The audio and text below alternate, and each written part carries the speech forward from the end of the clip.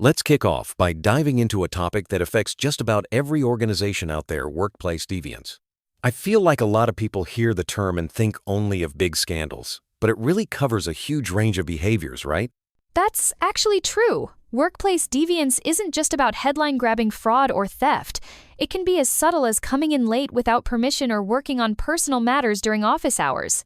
Basically, it's any voluntary behavior that breaks the organization's rules or norms, potentially hurting the company or colleagues. I'm glad you mentioned the two sides of it. There's interpersonal deviance, like embarrassing a coworker, and then there's organizational deviance, such as damaging equipment or fudging work hours. Even things like being rude to clients or minor acts of sabotage can add up. Exactly. And while the major stuff gets attention, these small acts can quietly drain productivity and morale over time. For instance, in 2010, around 45% of inventory shortages for U.S. retailers were blamed on employee theft. That's a huge financial hit just from one category of deviance. Wow, that's eye-opening. And it's not just a U.S. problem. Countries like Nigeria are seeing rising concerns too. There, things like fraud, rudeness, and theft among white-collar workers are reportedly on the rise. It's costing organizations big time.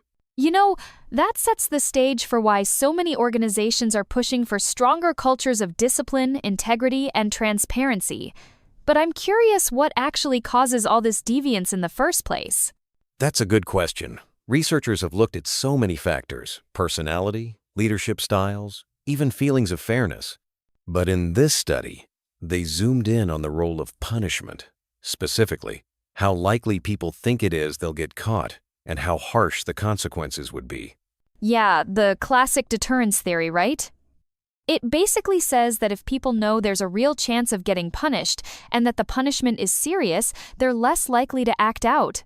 But the research on this is actually kind of mixed. Sometimes severity seems to matter more, sometimes certainty does. Exactly. And sometimes, as in one study, people were more discouraged by the severity of punishment for things like cyberloafing, browsing social media at work, than by the certainty they'd get caught. But in other cases, like employee theft, it's the fear of actually being caught that's more powerful. It's interesting to see how the context changes what matters most. For this particular research in Nigeria, they found that both punishment certainty and severity had strong negative relationships with organizational deviance. In other words, when employees really believe they'll get caught or that the punishment will be tough, they're less likely to break the rules. But here's where it gets even more interesting. They didn't just look at the punishment itself. They also explored the idea of self-regulatory efficacy. Basically, how good people are at resisting temptation in the first place.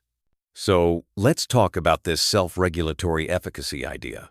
I love how it shifts the focus from just rules and punishments to what's going on inside each person. Can you break it down for us? Sure.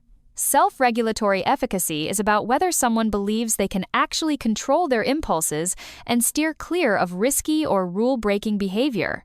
It's like having a strong inner brake pedal. Even if the temptation is there, people with high self-control are better at resisting it. What's cool is that the study found people with higher self-regulatory efficacy were less likely to engage in organizational deviance, even more so when they believed punishment was certain. It's almost like their personal self-control and the external deterrents work together. Totally.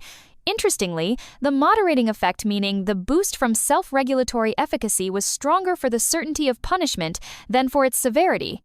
So those inner resources really matter, especially when the consequences feel real and immediate. That makes me think about hiring practices. Maybe organizations should pay more attention to these personality factors, like self-control, alongside setting clear rules and consequences. It's not just about scaring people straight, it's about finding folks who can regulate themselves. That's a great point. And as we look ahead, it's clear that both individual factors and organizational policies need to work hand in hand. Maybe future studies will dig into other traits like conscientiousness, or even how company culture shapes all of this. So, if we're boiling it all down, what's the key takeaway for organizations that want to cut down on deviant behavior? One big takeaway is that relying on punishment alone isn't enough. Sure, making sure people know they'll get caught and that the consequences are real helps. But boosting employees' own self-regulation skills is also crucial. I like that idea. Maybe it's about building a culture that supports self-discipline. or even screening for it during hiring. Plus, leaders can reinforce these values every day, not just with threats, but with positive examples and open conversations. Exactly. And for future research, there's a lot of room to look at things like organizational culture, how the wider environment might amplify or buffer all these effects. It's not just about the bad apples, but about the barrel they're in too. That's a great place to end. Addressing workplace deviance takes a combination of smart policies and building a workforce that's resilient from within. Thanks for unpacking this with me today.